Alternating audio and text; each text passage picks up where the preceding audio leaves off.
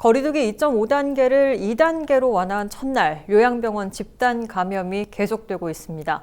지난 23일 첫 확진자가 나온 금정구의 한 요양병원 확진자는 사흘 만에 27명으로 늘었습니다. 장보영 기자와 함께 자세한 이야기 나눠보도록 하겠습니다.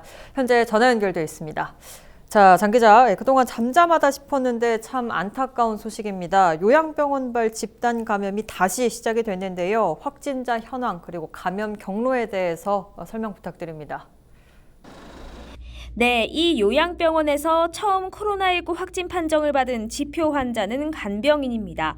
지난 23일 확진됐고요. 사흘 만에 간병인 2명, 간호사 7명, 환자 16명, 접촉자 1명이 추가 확진돼 총 27명이 집단 감염됐습니다. 확진자 대부분은 3층의 삼병동에 있었던 것으로 파악됐습니다. 최초 확진자인 간병인이 돌본 사람은 3층에 있는 환자 약 80여 명입니다. 이들은 지표 환자인 간병인과 물리치료 또는 침 시술과 같은 한방치료 당시 접촉한 것으로 파악됩니다. 직원의 경우 간병인과 식당에서 접촉점이 있었던 것으로 보입니다. 부산시는 추가 감염 가능성이 높은 만큼 이 요양병원 전체 병동에 대해 동일 집단 격리를 실시합니다. 25일부터 연속 3일 동안 전수검사를 하고 신속한 발견과 치료가 가능하도록 조치할 계획이라 밝혔습니다.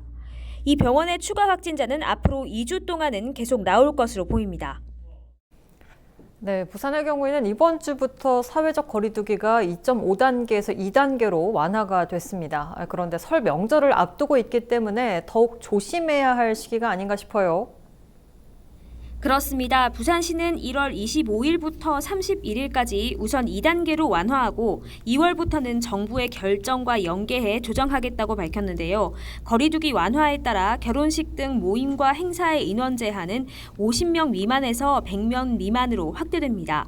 또 카페나 영화관, PC방과 오락실, 대형마트 등 영업 제한 시간도 해제되고 목욕탕의 경우 사우나와 항증막의 운영도 가능합니다.